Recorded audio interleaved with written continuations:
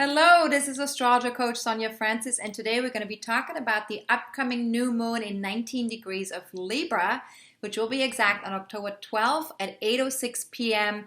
East Coast time in the US, which is also New York time, or 5:06 p.m. Pacific time, which is also LA time. So with the new moon, it's always a new moon cycle.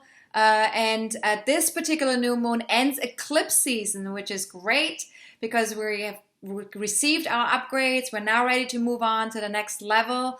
And the new moon in Libra in particular really asks us to seek win-win situations with other people, fair exchanges with other people, and harmonious connections within our relationships. Now, this is a really great time to begin any kind of new project that calls for diplomacy, negotiation, and relationship skills. So if that's something that's coming your way this month, then definitely go do it. Now, some questions that you can ask yourself for this new moon cycle is, where do I seek balance in my life? And what if harmony and peace were mine to create? So what if harmony and peace were mine to create? Now, it's also worth talking about that the more we are able to approve of ourselves, the more we're able to connect to ourselves in a loving way, in a peaceful way, the easier it gets to create relationships in the outside world that honor both parties equally. So a lot of it also has to do with our inner processes, of course, like anything else, right? Now, the Libra energy encourages us to see both sides of a situation. And it's really about finding a middle path or finding a win-win situation with other people. So in order to reconcile opposite energies, we really need to engage the heart and the mind. And that's very important. It's not just a mental process, we really need to get connected to what that means for ourselves, what it means for the other person. And, we really need to seek the highest and best outcome for everyone involved.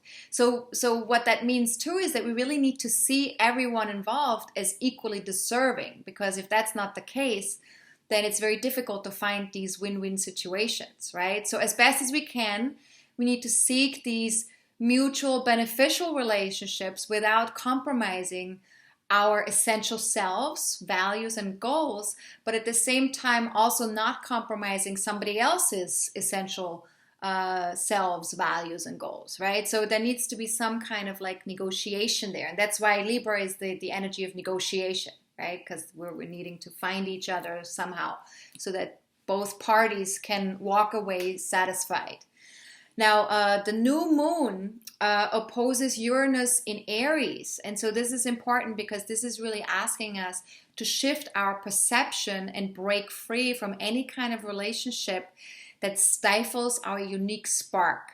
And so anything that is kind of leaving us feeling less than or more than the other person, like more than something else, any relationship that no longer allows us to express our true selves and who we are, that really needs to be looked at and re-examined. And we need to see, okay, what needs to change here? Is it possible to change something here?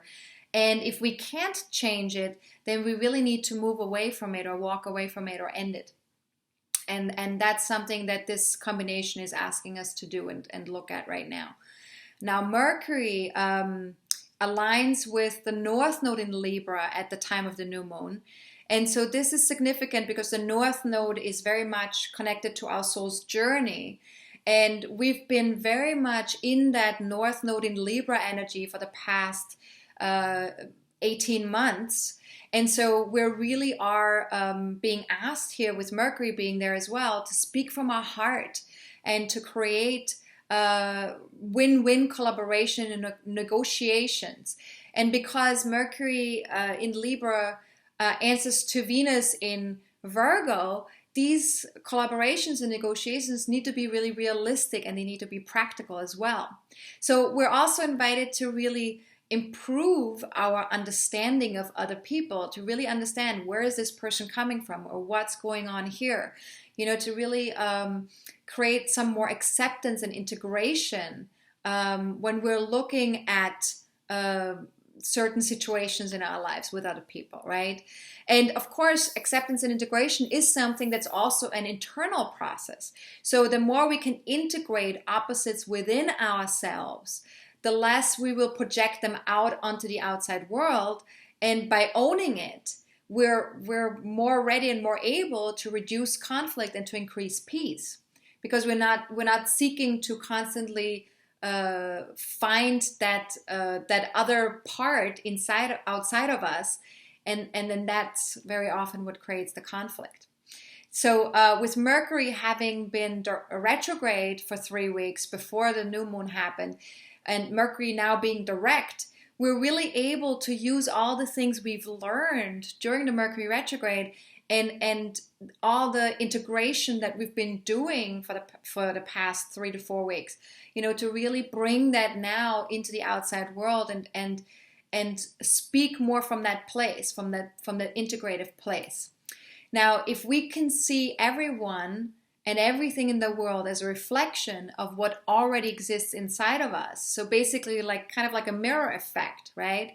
We no longer need to fight wars, whether they're small or large, whether it's just like a little conflict with someone or like a huge blown out, fight that nations have with each other. And also by the same token, we can also see the beauty that shines in each one of us, and we can embrace that as our own, because when we see it in the outside world, there's something in us that resonates with that, which means it has to be already there inside of us. It may not be as developed, maybe because we may not have integrated or owned it as much, but whatever is out there in the world, it is in here as well. So we need to kind of take a look at that as well and see it from that perspective. Now, another component with this new moon is Venus, of course, because Venus rules Libra.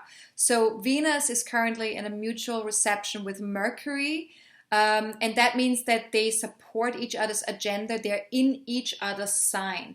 So Venus is, of course, connected to the heart chakra. Mercury is connected to the everyday mind.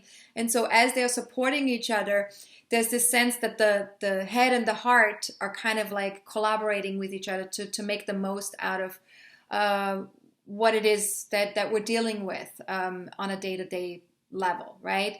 So there's an opportunity here to really bring more clarity, to our daily routines and how we're collaborating with other people on a day-to-day basis. And in particular, we get to see how we can bring more balance to our work and health routines as well. How we can make sure that there's a little bit more of a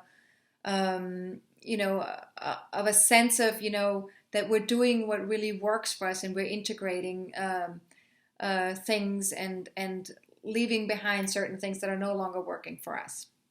Now, Venus is also making a square to Saturn in Sagittarius and an opposition to Neptune in Pisces. So these 3 planets create a T-square with each other. It's called a T-square. And Saturn is the focus point of that T-square. And so this really invites us to reassess our values and beliefs around relationships. And we're being asked to slow down. This is very important. We're being asked to slow down and create healthy boundaries with others.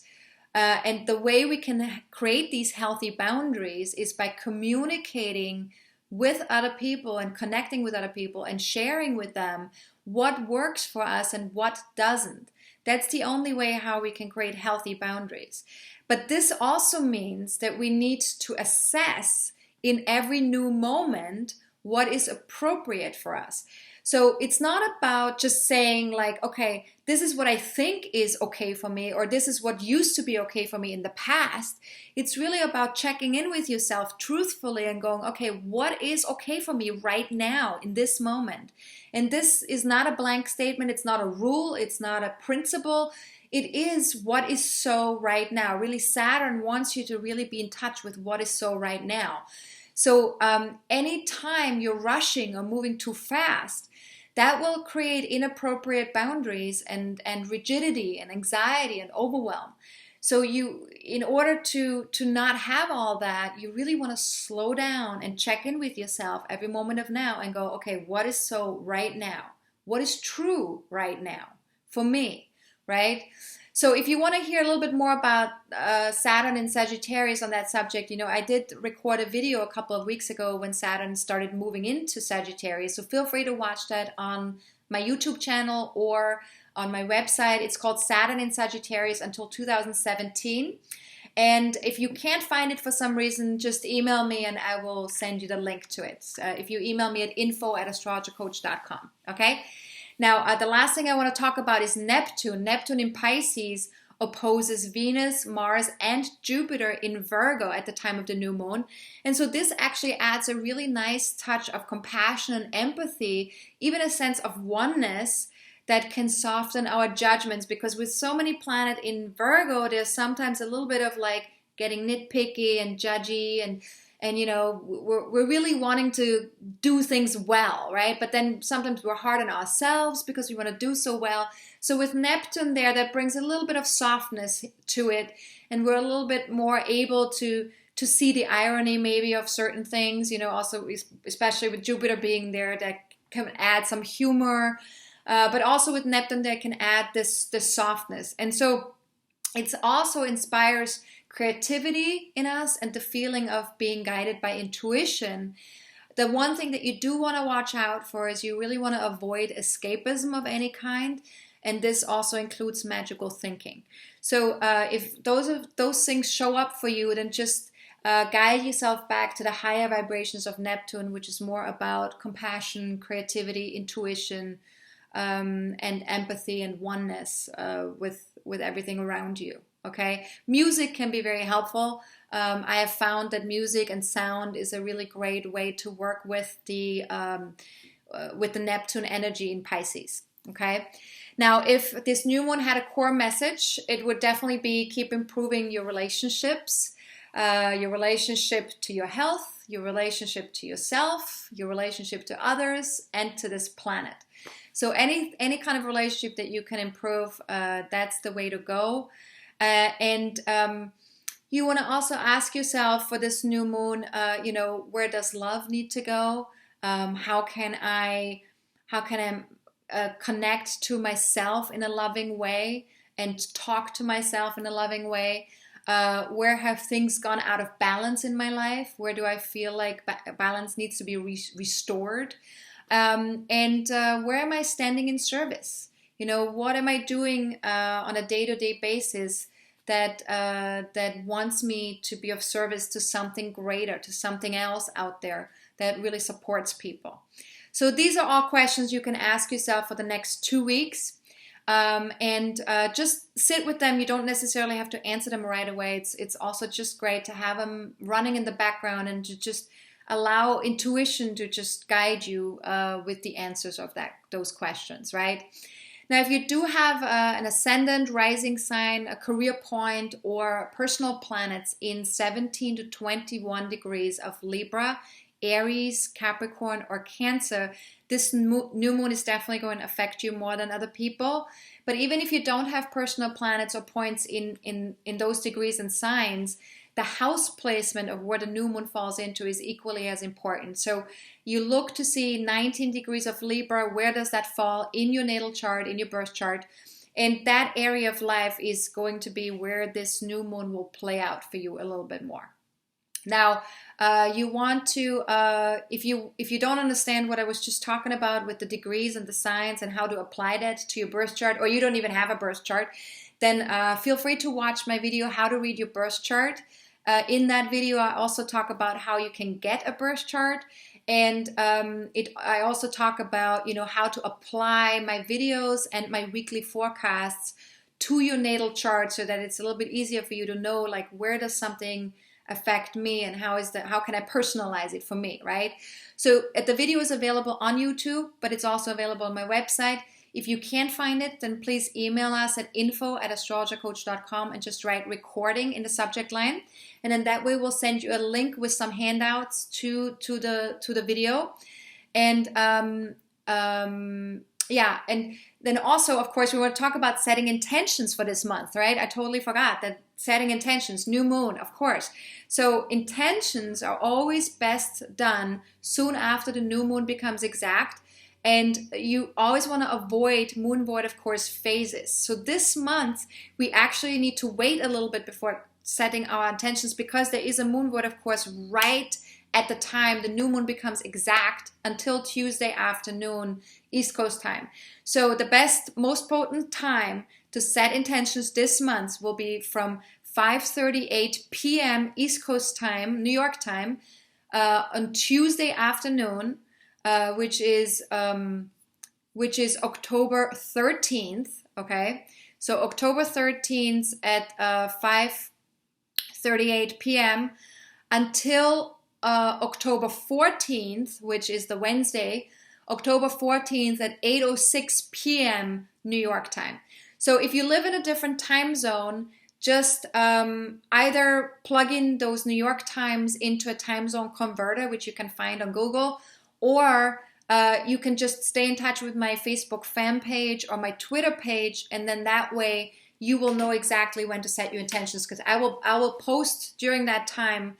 I will post several times, set your new moon intentions, and then when you read that, just go and do it, right?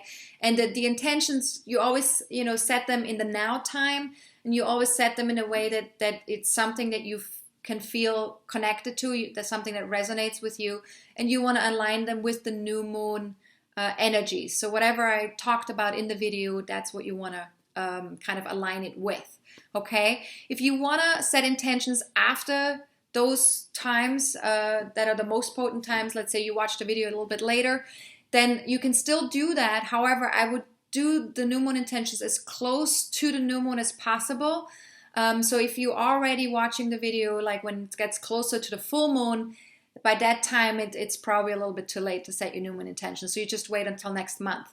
But if you want to know when the moon void of course phases are, then take a look at my weekly forecasts that are available at AstrologerCoach.com. You can click on the link that says weekly forecasts.